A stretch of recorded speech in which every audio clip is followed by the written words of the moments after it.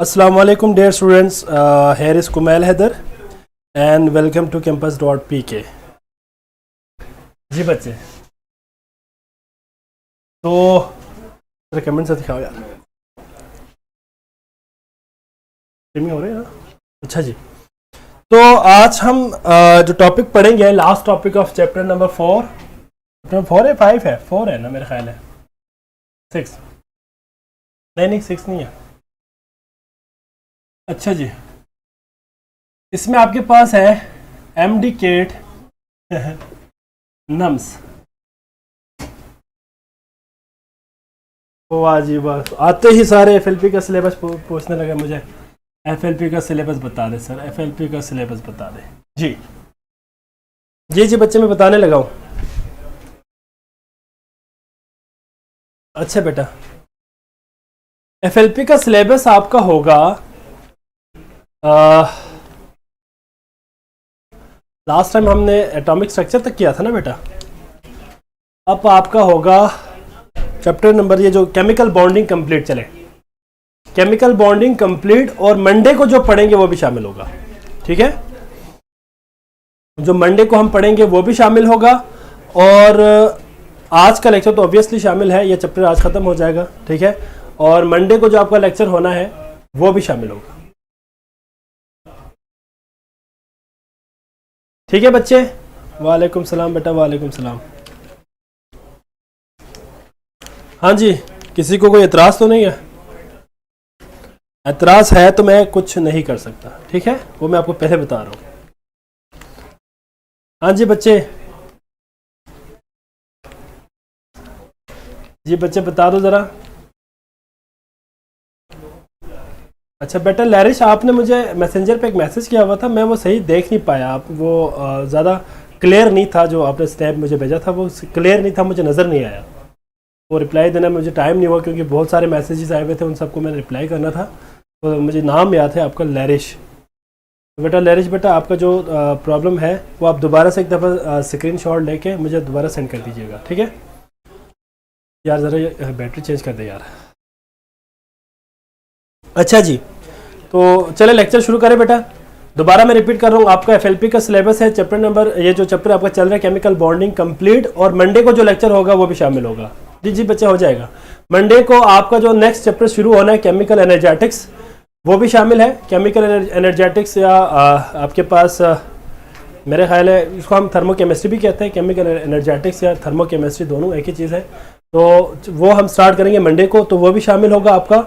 और बाकी chapter number जो अभी हम केमिकल बॉन्डिंग चैप्टर 4 है मेरे ख्याल है आपके इसके हिसाब से, यूएचएस के हिसाब से, तो ये भी आपका जो है ये आपका कंप्लीट सिलेबस है। ठीक है, अच्छे से तैयार करना है। सर असिस्टेंट से कहे कि ये लेक्चर पोस्ट पर शो। अच्छा हाँ, वो बच्चे, मैंने ये भी देखा था कि बच्चे बड़े खुश हो रहे थे कि आज केमिस्ट्री का लेक्चर नहीं होना। ठीक है बेटा, केमिस्ट्री का लेक्चर नहीं होना, सारे बच्चे वहाँ पे बड़े खुश हो रहे थे, मैंने ये भी देखा है। बेटा केमिस्ट्री का लेक्चर होना था, लेक्चर इंक्लूड ना करें। नहीं बच्चे, मंडे वाला शामिल होगा बेटा। मंडे वाले उसमें क्या है बेटा, देखिए आप लोगों ने एंट्री टेस्ट में complete first year second year को देना है पेपर। आपने complete first year second year की कंप्लीट सिलेबस को, आपने सिलेबस से मुराद फर्स्ट ईयर सेकेंड ईयर दोनों शामिल है एंट्री टेस्ट में। आप फर्स्ट ईयर में पढ़ के आए, दोबारा फिर सेकेंड ईयर में भी सेकेंड ईयर भी पढ़ के आए आप लोग सारे सीनियर स्टूडेंट्स से, आपको क्या मसला होना चाहिए? अच्छा भाई चले हम ऐसा करते हैं, मुझे ज़रा बताएं कौन कौन चाहते हैं कि मंडे का सिलेबस शामिल ना हो। जल्दी से बताएं मुझे, जल्दी से, टाइम वेस्ट ना करें। मंडे का जो लेक्चर होगा वो शामिल ना हो, कौन कौन कह रहा है यहाँ पे? जल्दी से बताएं मुझे, जल्दी, डू फास्ट। अब आप लोगों ने कमेंट नहीं दिया, इसका मतलब शामिल होना है। ठीक है बच्चे, चले जी, आज का आपका लेक्चर है बेटा, दैट इज हाइब्रिडाइजेशन। यहाँ से मैं लिखता हूँ हाइब्रिडाइजेशन। आप लोगों के कमेंट लेट आ गया बेटा, जो मैंने टाइम दिया था वो टाइम खत्म हो गया है। जो टाइम मैंने दिया था वो खत्म हो गया ना। अब दोबारा मैं आपको कमेंट्स देखूंगा, आप दोबारा मैंने नहीं देखना जी। अच्छा जी, हम बात कर रहे थे हाइब्रिडाइजेशन क्या होती है। Hybridization is the intermixing of the atomic orbital having different energies and shape to form a new equivalent orbitals having same shapes and same energy. ठीक है बच्चे, तो हमारे पास, अच्छा चलो बेटा ठीक है, तुम लोग भी क्या याद करोगे, ठीक है, मंडे वाला लेक्चर शामिल नहीं होगा, ठीक है, मंडे का सिलेबस शामिल नहीं होगा। चलो ठीक है बेटा, इट्स ओके। खैर अब जरा लेक्चर पे फोकस करें बेटा, जरा फिर मुझे आज ज्यादा पढ़ाने थे फिर।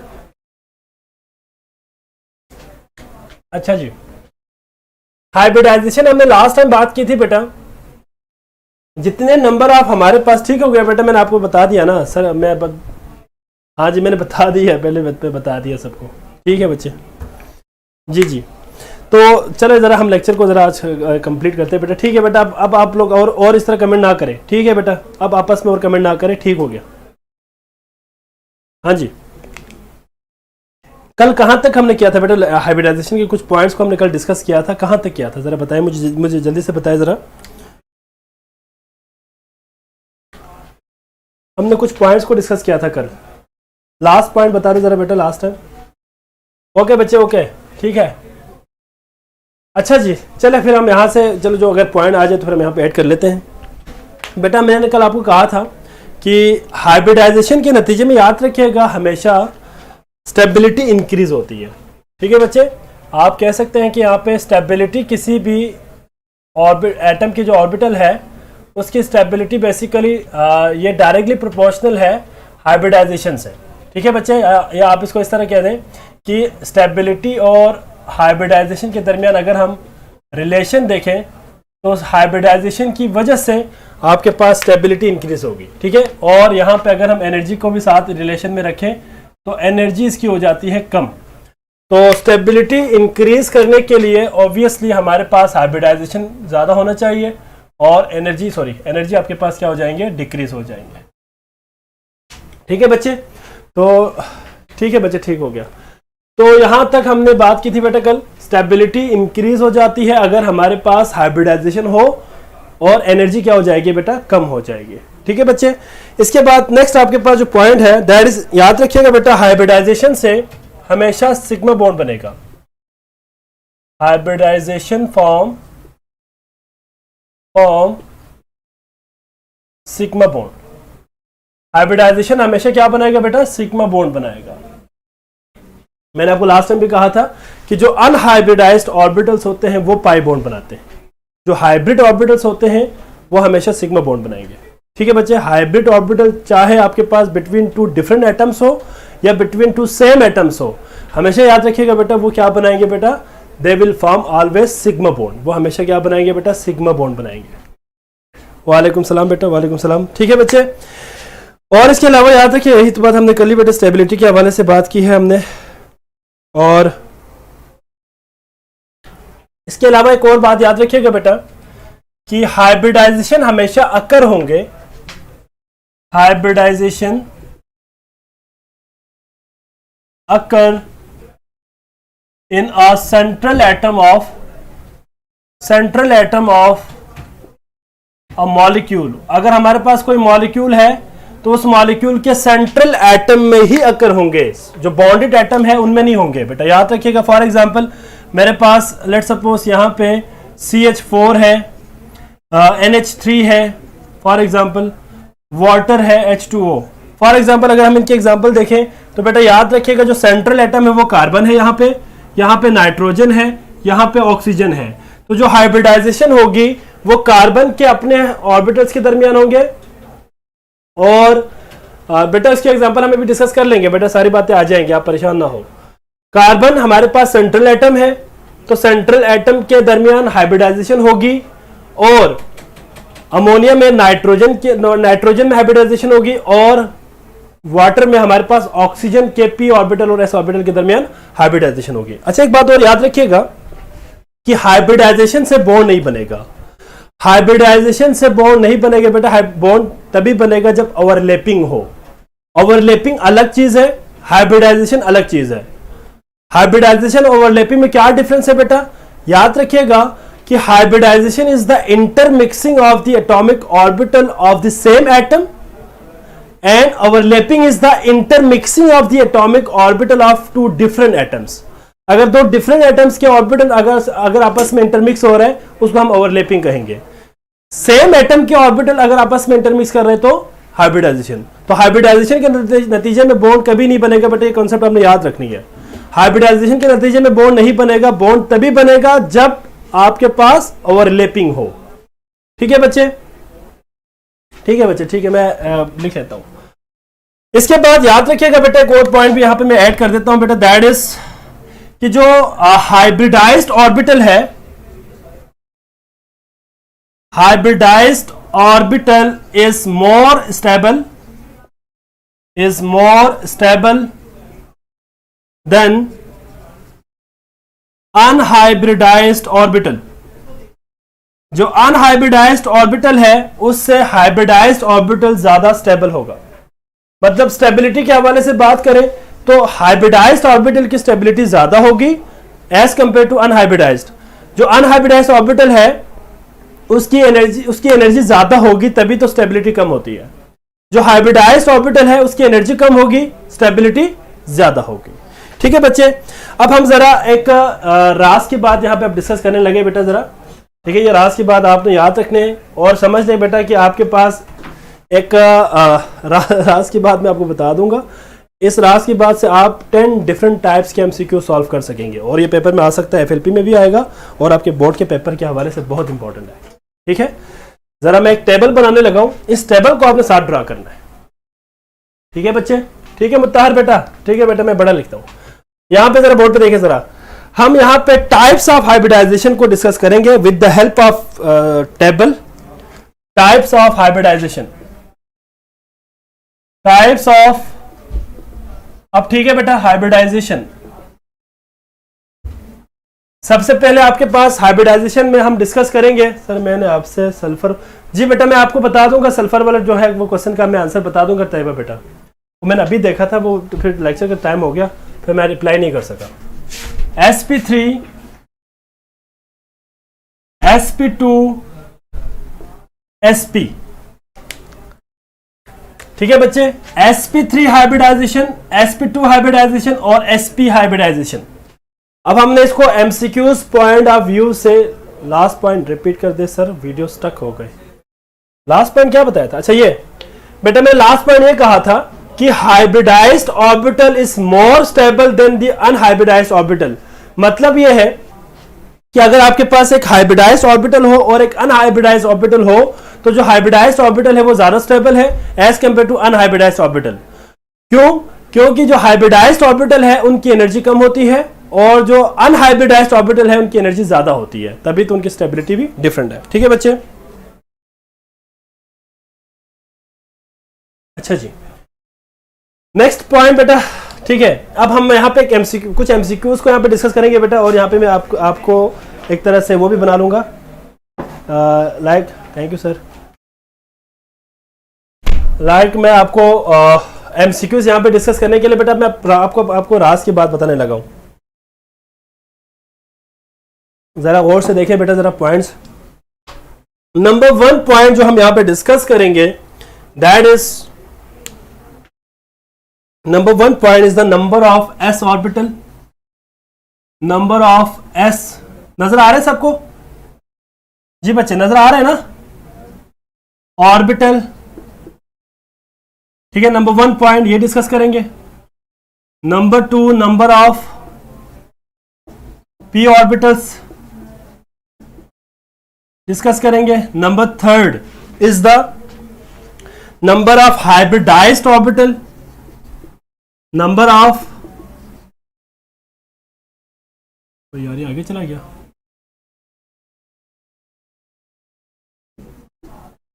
हाइब्रिडाइज्ड ऑर्बिटल, ठीक है बेटा। नंबर ऑफ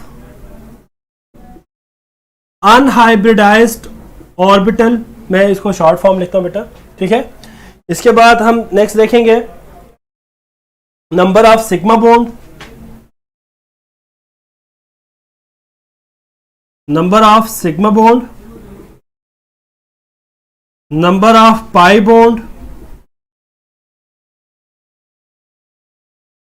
इसके बाद हम देखेंगे इसमें परसेंटेज एस कैरेक्टर।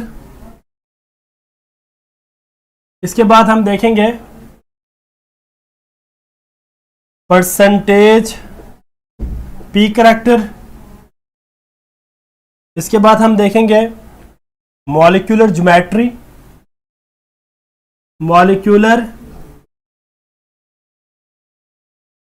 ज्योमेट्री देखेंगे बच्चे, ठीक है बेटा।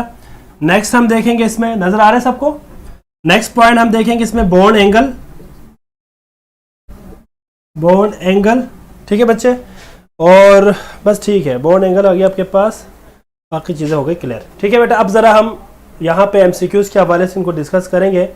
जी बच्चे, अब आपने मुझे साथ साथ यहाँ पे बेटा रिस्पॉन्स भी देना है। मेरे पास यहां पे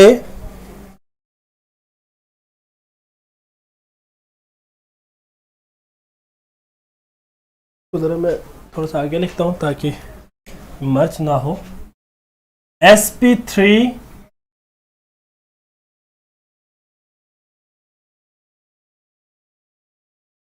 sp2 sp। जी बच्चे, अब आपने मुझे बताना है सबसे पहले एग्जाम्पल हम यहां पे रखेंगे।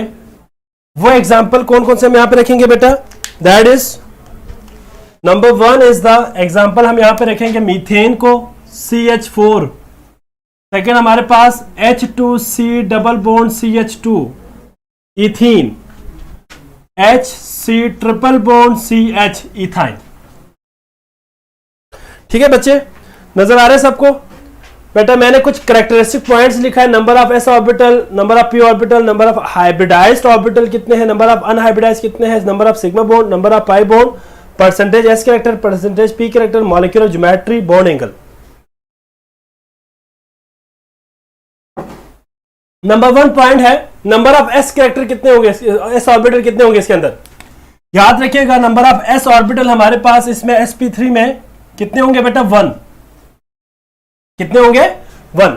अब आप देखिए इसमें एक s ऑर्बिटल है और 3 p ऑर्बिटल्स है, एक s ऑर्बिटल और 3 p ऑर्बिटल है, ठीक है बच्चे। Number 2, number of p orbitals कितने हैं? Number of p orbital is 3, number of p orbital is 3। अच्छा जी, number of hybridized orbital, hybridized orbital कितने हैं? देखिए sp3 में एक s और 3 p है, टोटल कितने हो गए? 4। तो हमारे पास 4 क्या बनेंगे? हाइब्रिड ऑर्बिटल बनेंगे। मैंने आपको लास्ट टाइम भी कहा था जितने हाइब्रिडाइजेशन में हिस्सा लेंगे उतने ही हमारे पास हाइब्रिडाइज्ड ऑर्बिटल बनेंगे। तो एक s 3 p, तो आपके पास कितने बने बेटा? हाइब्रिडाइज्ड 4 ऑर्बिटल्स बनेंगे, 4 hybridized orbitals. Number of unhybridized orbital कितने होंगे? जाहिर बात है कोई भी नहीं है, 0 0 हमारे पास अनहाइब्रिडाइज्ड होंगे। नंबर ऑफ सिग्मा बॉन्ड कितने होंगे? जी बच्चे बताइए जल्दी से मुझे, नंबर ऑफ सिग्मा बॉन्ड बताए। जी जी बच्चे, अनहाइब्रिडाइज्ड हो गए, सिग्मा बॉन्ड कितने होंगे बेटा? हमने लास्ट टाइम वीबीटी में भी डिस्कस किया था, जल्दी बताएं मुझे ताकि मुझे पता चल जाए आपको वीबीटी समझ आया या नहीं आया।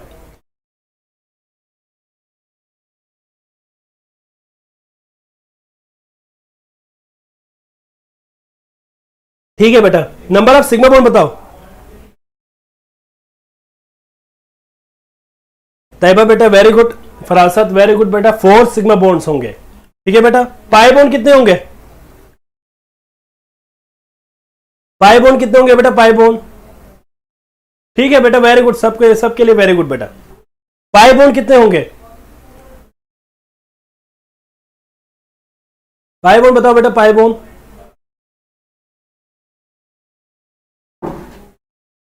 जी पाई बॉन्ड बताओ बेटा जरा। सिग्मा बॉन्ड हमारे पास है 4,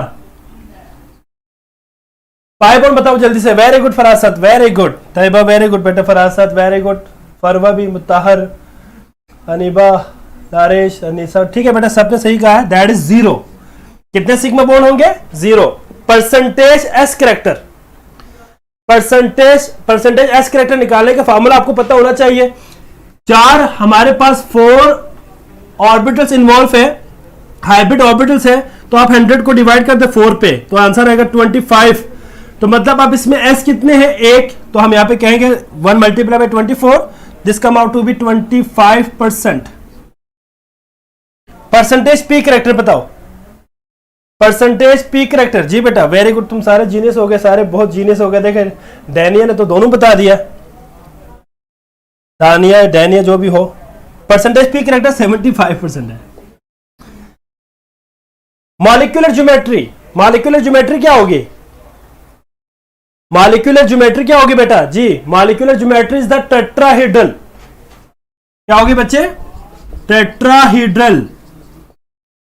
और मैंने आपको लास्ट टाइम भी कहा था टेट्राहेड्रल की कैरेक्टरिस्टिक बॉन्ड एंगल होती है बेटा, दैट इज 109.5 डिग्री। 109.5 डिग्री, यह बात आपने याद रखनी है। ठीक हो गया बच्चे? sp2 में बताओ जरा, sp2 में यहां पे s ऑर्बिटल कितने हैं? 1। p ऑर्बिटल कितने हैं? 2। Number of hybridized orbital 3, unhybridised 1। Sigma bond कितने होंगे इसके अंदर? जी बच्चे जल्दी से बताएं मुझे, सिग्मा बॉन्ड कितने होंगे? जी जी बेटा यहां तो क्लियर हो गया। अब इसमें सिग्मा बॉन्ड बताओ जरा, इसके अंदर सिग्मा बॉन्ड बताओ बेटा मुझे जरा। sp2 के अंदर सिग्मा बॉन्ड कितने होंगे? जल्दी से बताओ बेटा जरा। जी सिग्मा बॉन्ड कितने होंगे बेटा? ठीक है बाकी सारे हो गए बेटा। सिग्मा बॉन्ड बताओ जल्दी से, सिग्मा बॉन्ड बताओ बेटा। जो मैं आपसे पूछे ना सिर्फ उसी का आंसर बताया करें, ये सारे लिख रहे हैं मुझे, पॉइंट्स मिस हो रहे हैं फिर सारा। सिग्मा बॉन्ड वेरी गुड बेटा मुतहर, सिग्मा बॉन्ड होंगे हमारे पास 3। बेटा मैंने आपको इथीन में नहीं पूछा है आपसे, मैंने आपसे पूछा है सिर्फ और सिर्फ sp2 में कितने सिग्मा बॉन्ड्स होंगे। sp2 में आपके पास 3 सिग्मा बॉन्ड्स होंगे, 3। यही तो मैं आपसे पूछना चाह रहा था, 3 सिग्मा बॉन्ड्स। ठीक है बच्चे? और पाई बॉन्ड कितने होंगे? पाई बॉन्ड हमारे पास होंगे 1। परसेंटेज एस कैरेक्टर, जाहिर बात इसको 3 पे डिवाइड कर दो, 33.33।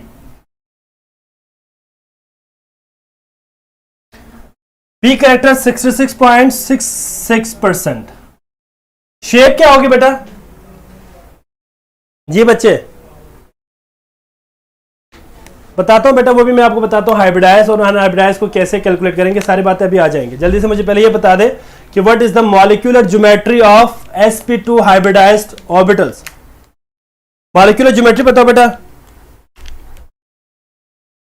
जल्दी से बताओ। जल्दी बताओ बेटा जरा। Trigonal, very good. ट्राइगोनल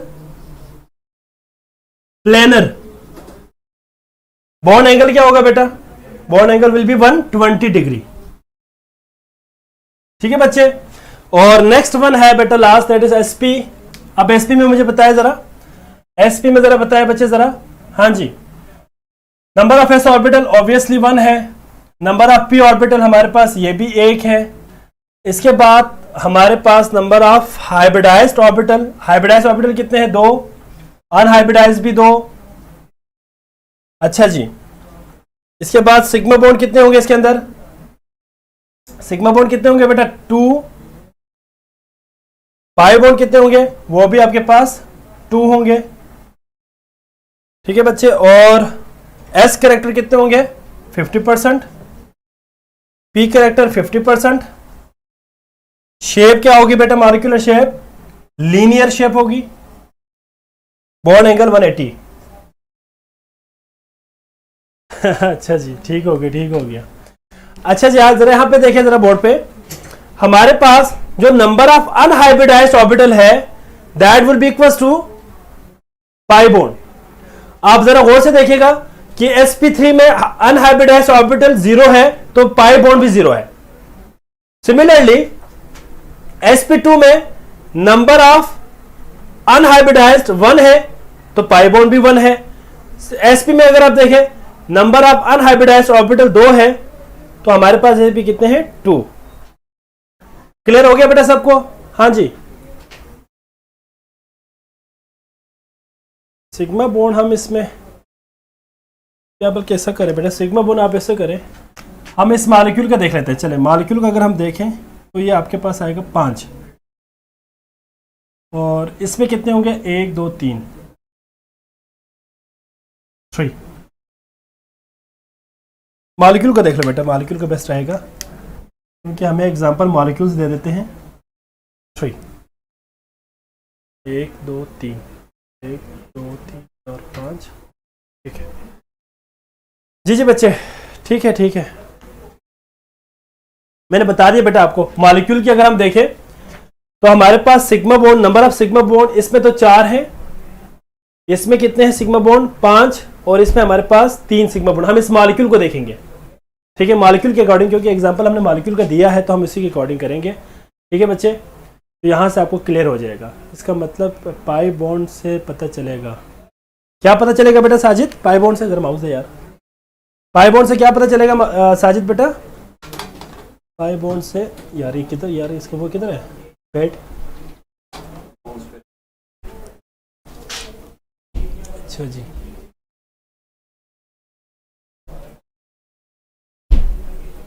जी बच्चा, बच्चे बिल्कुल साजिद सही कह रहे हैं बेटा। पाई बॉन्ड से हमें पता चलेगा कि अनहाइब्रिडाइज्ड ऑर्बिटल कितने हैं, जाहिर बात है। ठीक है बच्चे, तो ये आपके पास 10 एमसीक्यूज है, ये आपके पास 10 एमसीक्यूज है। इसको आपने एक दफा सही तरह इसको जरा क्लियर करना है बेटा। सबको बेटा समझ आ गया सबको यहां तक? बेटा मैं दोबारा रिपीट करता हूं एक दफा, आपने इन 10 कैरेक्टर्स को आपने sp3, sp2 और sp में स्टडी करना है। एक बात आपने याद रखनी है बेटा, पाई बॉन्ड और सिग्मा बॉन्ड में डिफरेंस ये है कि पाई बॉन्ड हमेशा अनहाइब्रिडाइज्ड ऑर्बिटल्स के दरमियान बनेगा, sigma bond hybridized as well as unhybridized दोनों में बनेगा। पाई बॉन्ड की फॉर्मेशन के लिए मैंने आपको कल भी पॉइंट्स लिखवा दिया था कि पहले आपके पास सिग्मा बॉन्ड बनना चाहिए, फिर पाई बॉन्ड बनेगा, ठीक है।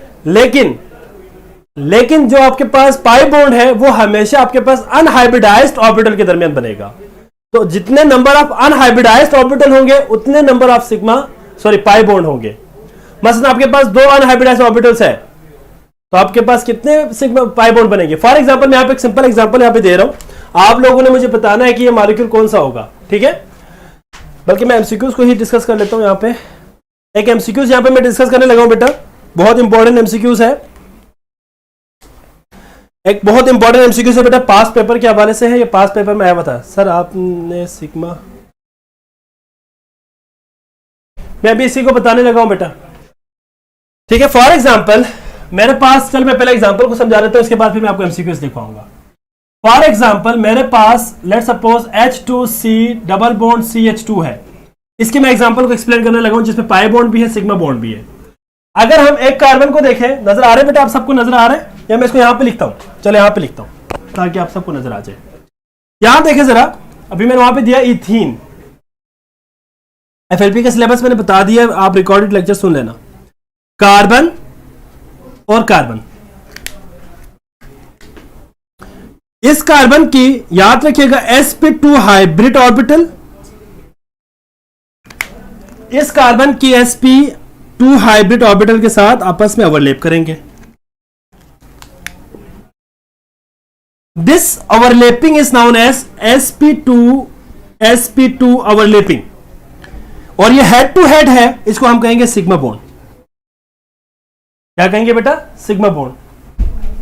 अब sp2 में याद रखिएगा केमिकल बॉन्डिंग चैप्टर, बेटा मेरी बात सुने जरा, इसका मैं अभी एग्जांपल बताने लगा हूं बेटा, अभी एग्जांपल की उसी की तरफ मैं जा रहा हूं तैयबा बेटा, उसके अंदर भी मैं बताऊंगा, इस तरह के एग्जांपल हो तो मैं आपको बताऊंगा कि आपने कैसे आंसर करना है जी। हमारे पास पहले इसको जरा समझे ना बेटा, इसको अगर आप इसको अंडरस्टैंड करें तो आप बाकी तमाम एमसीक्यूज खुद से कर सकेंगे। अब आप जरा यहां पे देखें कि इसमें 2 कार्बन है, इथीन मॉलिक्यूल के अंदर 2 कार्बन है, दोनों के अंदर एक sp2 इस कार्बन का और एक sp2 इस कार्बन का आपस में हेड टू हेड ओवरलैपिंग से सिग्मा बॉन्ड बना रहा है। बाकी 2 अभी हमने बात की थी बेटा, sp2 में हमारे पास टोटल कितने हाइब्रिड ऑर्बिटल होंगे? 3। एक तो इस कार्बन ने इसके साथ इस्तेमाल किया, बाकी बच गए इस कार्बन के, फॉर एग्जांपल 1 2, ठीक है बच्चे। और सिमिलरली इस कार्बन की अगर हम बात करें 1 2, क्लियर हो गया बेटा सबको? अब आप जरा देखें, 4 हाइड्रोजन है, हाइड्रोजन का आपको पता है एस ऑर्बिटल इसमें इन्वॉल्व होंगे, स्फेरिकल इन शेप। ठीक है बच्चे, अब यहां पे जो हमारे पास ओवरलैपिंग हुआ है, इस ओवरलैपिंग को हम नाम देंगे बेटा दैट इज, ये sp3 है, sp2 है, sp2 और हाइड्रोजन के s, ये सारे हाइड्रोजन है। ठीक है बच्चे, ये भी sp2s है, ये भी sp2s है, ये भी sp2s। अब आप जरा देखें इसके अंदर नंबर ऑफ अनहाइब्रिडाइज कितने हैं, 1। नंबर ऑफ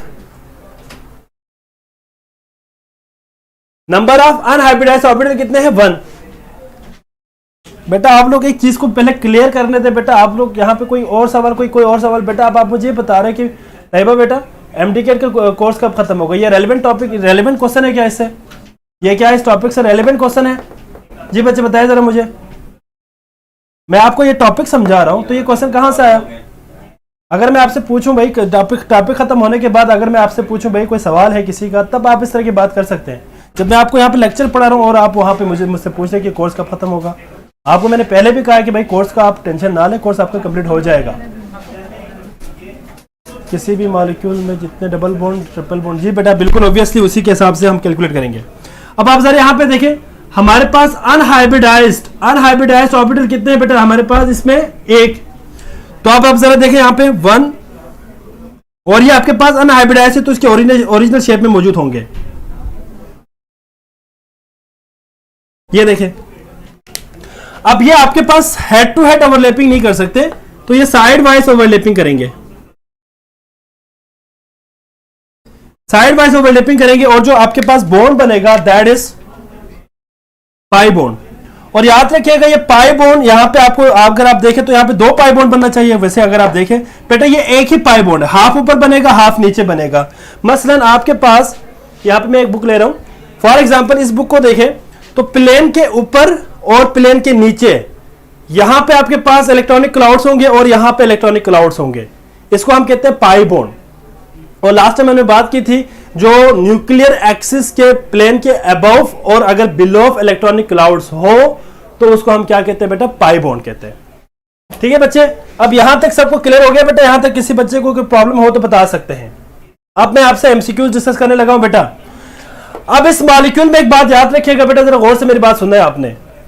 अगर हम बात करते हैं किसी, देखिए जरा यहां पे जरा गौर से देखिए बेटा, जो हमारे पास ये बहुत इंपॉर्टेंट एमसीक्यू से पास पेपर के हवाले से, पास पेपर के हवाले से इंपॉर्टेंट है। अगर हमारे पास, अगर हम इसमें देखते हैं कि sp2 और जो हमारे पास हाइब्रिड ऑर्बिटल और अनहाइब्रिड ऑर्बिटल्स के दरमियान अगर हम बॉन्ड एंगल देखें, यहां पे एग्जांपल हमारे पास में इसी का एग्जांपल आपको देना है, हाइब्रिडाइज्ड और अनहाइब्रिडाइज्ड ऑर्बिटल के दरमियान जो बॉन्ड एंगल होगा वो क्या होगा, और जो हाइब्रिडाइज्ड है उसका क्या होगा। जरा यहां गौर से देखिए बच्चे, जरा ये आपके पास हाइब्रिडाइज्ड है और ये दोनों हाइब्रिडाइज्ड है, ये दोनों हाइब्रिडाइज्ड है, ये दोनों हाइब्रिडाइज्ड है, ये हाइब्रिडाइज्ड है। ठीक है बच्चे, जो हाइब्रिडाइज्ड आपके पास ऑर्बिटल्स होंगे उनके दरमियान जो बॉन्ड एंगल होगा वो 120 होगा, अभी हमने डिस्कस किया 120 होगा। जो आपके पास अनहाइब्रिडाइज्ड और हाइब्रिडाइज्ड ऑर्बिटल के दरमियान जो बॉन्ड एंगल होगा दैट इज 90 डिग्री।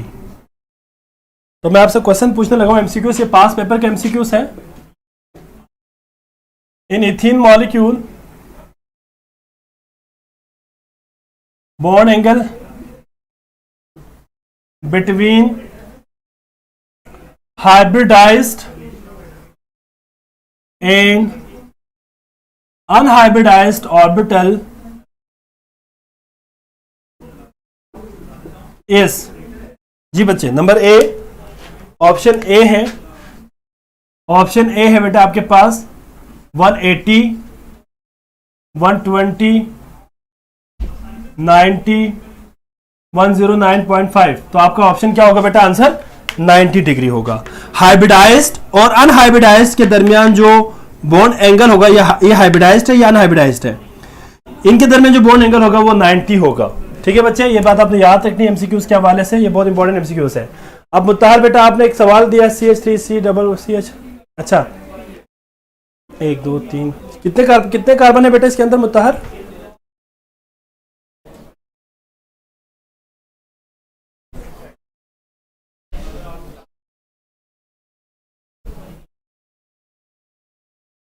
एक दो तीन चार पाँच छः कार्बन है।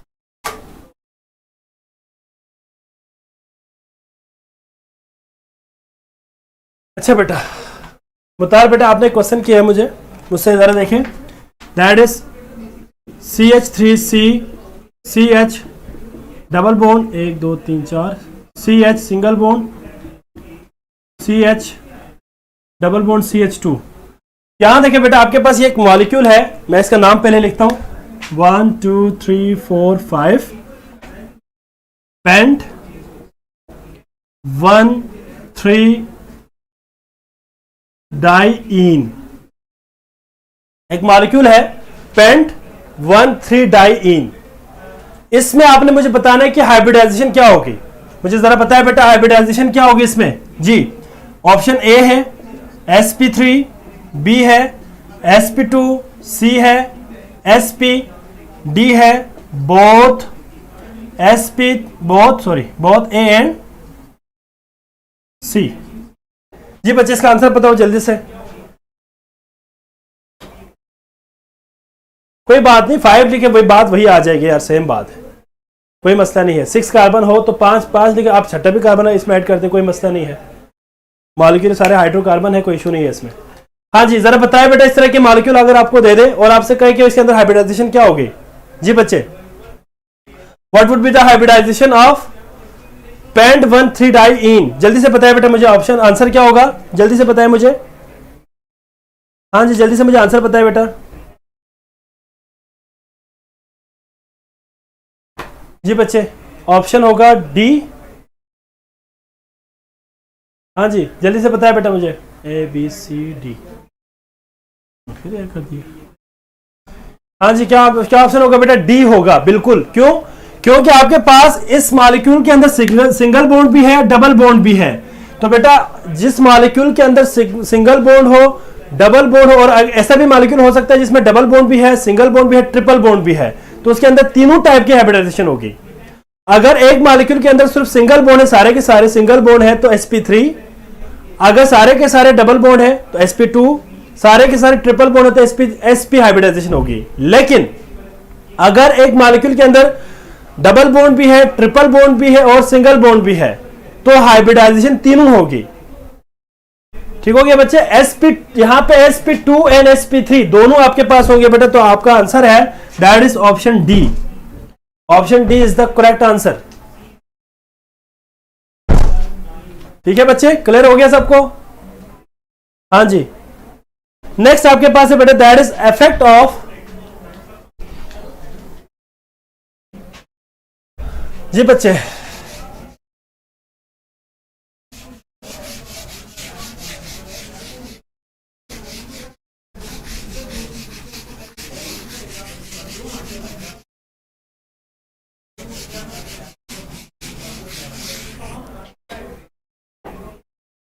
लास्ट टॉपिक है, सेकंड लास्ट टॉपिक है इफेक्ट ऑफ बॉन्डिंग ऑन, क्या है बेटा? Effect of bonding on the properties of compound, on properties of compound. ठीक है बच्चे जी। सर इसमें दो अनहाइब्रिडाइज्ड ऑर्बिटल है, जाहिर बात है बेटा आपके पास यहां पे भी एक अनहाइब्रिडाइज्ड ऑर्बिटल है, यहां पे भी एक अनहाइब्रिडाइज्ड ऑर्बिटल है, तो ये sp नहीं होगा, ये sp2 हो जाएगा, क्योंकि यहां पे ये इन दोनों कार्बन के दरमियान है और ये यहां पे इन दो कार्बन के दरमियान है। ठीक हो गया बेटा, क्लियर हो गया सबको? हाँ जी नेक्स्ट है बेटा आपके पास effect of bonding on the properties of, effect of bonding on the properties of, क्या है बच्चे? प्रॉपर्टीज ऑफ, एक मिनट बच्चे, effect of bonding on the properties of compound. जी तो सर इथीन के मॉलिक्यूल में भी तो सिंगल बॉन्ड कहाँ पे है बेटा आपके पास? सिंगल बॉन्ड इथीन के मॉलिक्यूल में carbon to carbon double bond है, दो कार्बन है, दोनों के दरमियान डबल बॉन्ड है। कार्बन टू हाइड्रोजन नहीं देखना आपने, कार्बन टू कार्बन देखना है, सेंट्रल एटम की बात होनी है। ठीक है बच्चे? तो इथिन में जस्ट sp2 होता है जी बच्चे, इथिन में sp2 होगा हमेशा, sp2 हाइब्रिडाइजेशन होती है बिल्कुल। अच्छा बच्चे, अब जरा यहां पे देखिए जरा, effect of bonding on the properties of a compound. इसमें हम आयनिक कंपाउंड और कोवेलेंट कंपाउंड को देखेंगे, तीन ऐसे प्रॉपर्टीज को स्टडी करेंगे, जिसमें नंबर 1 है सॉल्युबिलिटी। सॉल्युबिलिटी को देखेंगे बेटा हम, नंबर 1। सेकेंड है आपके पास आइसोमेरिज्म। ये दोनों, ये टॉपिक आपके यूएचएस में भी है और नम्स में भी है, आइसोमेरिज्म और रिएक्शन काइनेटिक्स या रेट ऑफ रिएक्शन भी आप कह सकते हैं। ठीक है, रिएक्शन काइनेटिक्स, काइनेटिक्स। ठीक है बच्चे, नंबर 1 हम डिस्कस करेंगे यहां पे आयनिक बॉन्ड के लिए,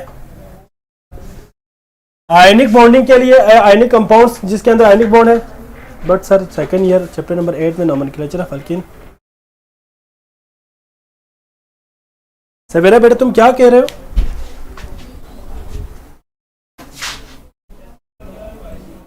अल्कीन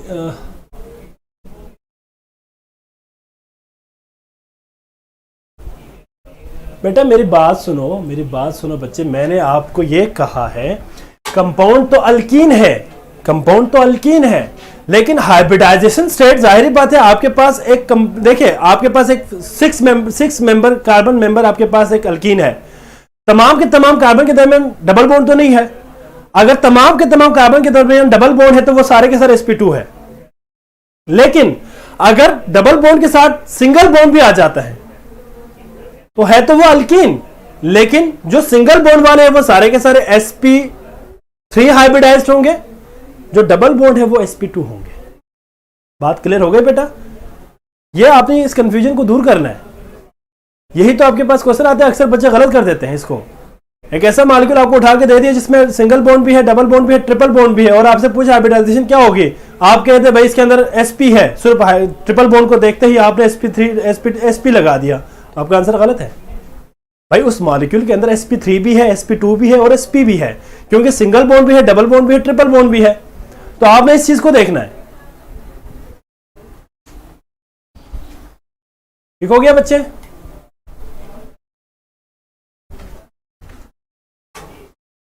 अच्छा बेटा, आयनिक बॉन्ड को हम देखेंगे बेटा,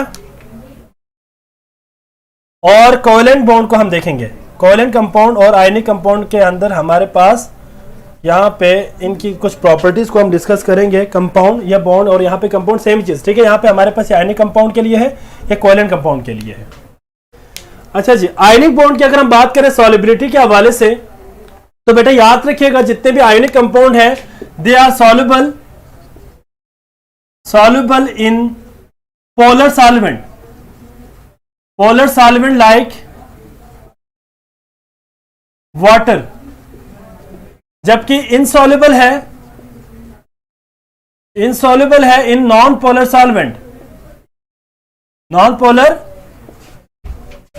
solvent। What is the reason behind this? इसके पीछे क्या रीजन है ये मैं आपको बताने लगा हूं बच्चे। रीजन यहां पे ये है, whenever you talk about the solubility of any substance, आपके पास दो किस्म के डिफरेंट एनर्जीज होंगे। एक एनर्जी को हम कहेंगे लैटिस एनर्जी, और एक एनर्जी होती है हाइड्रेशन एनर्जी। ठीक है बच्चे, फॉर एग्जांपल मेरे पास यहां पे एक बीकर है, इस बीकर के अंदर फॉर एग्जांपल स्मॉल अमाउंट में वाटर मौजूद है। एज्यूम हम कर लेते हैं इसके अंदर वाटर मौजूद है बेटा। आपने जो ही इसके अंदर आयंस, सोडियम क्लोराइड या आयनिक कंपाउंड को आपने इसके अंदर ऐड कर दिया, तो आपको पता है ये आयंस के फॉर्म में यहां पे स्प्लिट हो जाती है। अब यहां पे जो हाइड्रेशन एनर्जी और लैटिस एनर्जी में क्या डिफरेंस है बेटा, याद रखिएगा। बेटा आपस में बातें ना करें कोमल, वरना मैं आपको यहां से हाइड कर दूंगा। फिर आपस में बातें ना करें, कोई प्रॉब्लम है तो आप मुझसे सवाल करें ना, आपस में क्यों बात कर रहे हो। लैटिस एनर्जी और हाइड्रेशन एनर्जी में डिफरेंस ये है कि lattice energy is the amount of energy that is required to break 1 mole of an ionic compound into its constituent ions.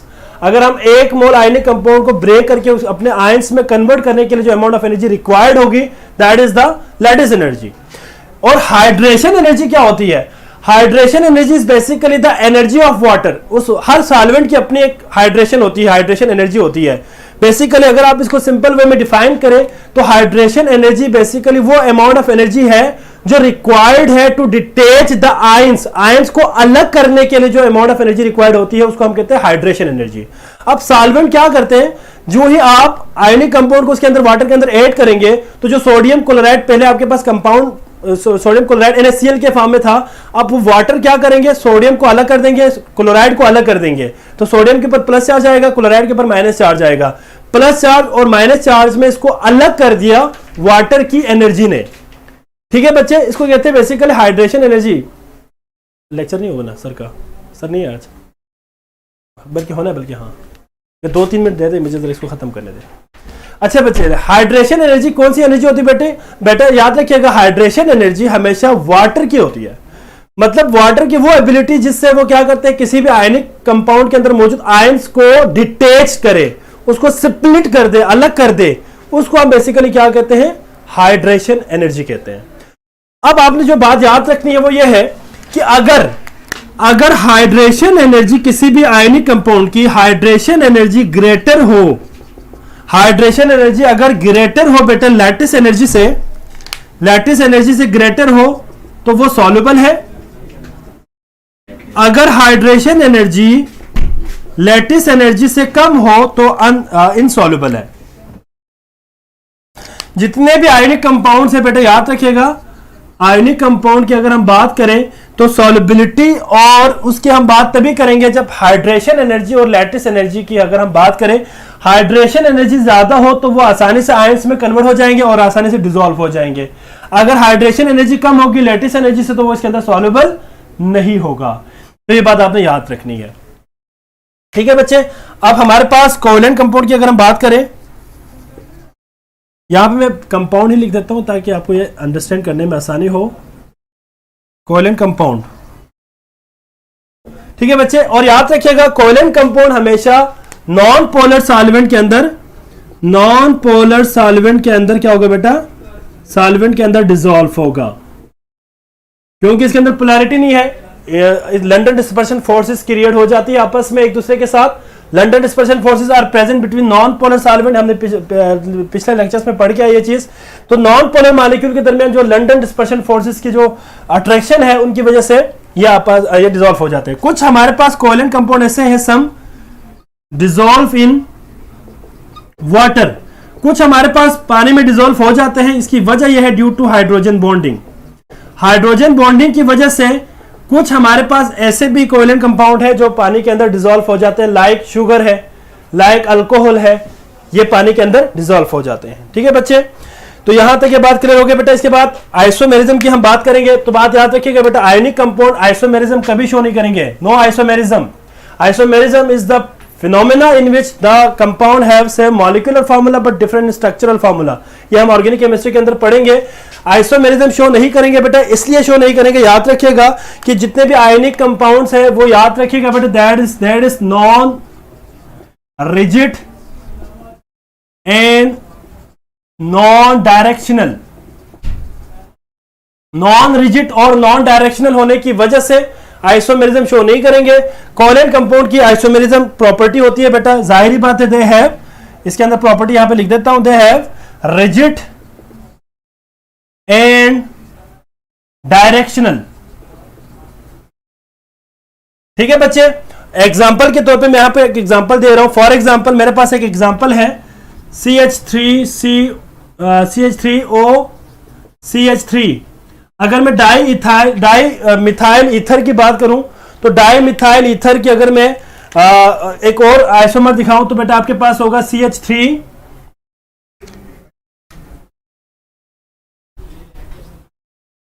CH2OH। अब आप देखें CH3 CH2OH और ये दोनों आपस में फंक्शनल ग्रुप आइसोमर है। नहीं बच्चे, आयनिक कंपाउंड के मॉलिक्यूलर फार्मूला नहीं होते क्योंकि वो इंडिपेंडेंटली एग्जिस्ट नहीं कर सकते, उनके हमेशा फार्मूला मेस होगा, फार्मूला मेस होगा उनका। हमारे पास कोई भी मॉलिक्यूलर फार्मूला, हम कभी भी ये टर्म इस्तेमाल नहीं करेंगे। रिएक्शन काइनेटिक्स में याद रखिएगा बेटा, आयनिक कंपाउंड की जो रेट ऑफ रिएक्शन है वो फास्ट है, फास्ट रिएक्शन शो करेंगे बेटा, और कोवैलेंट कंपाउंड हमारे पास स्लो रिएक्शन शो करेंगे।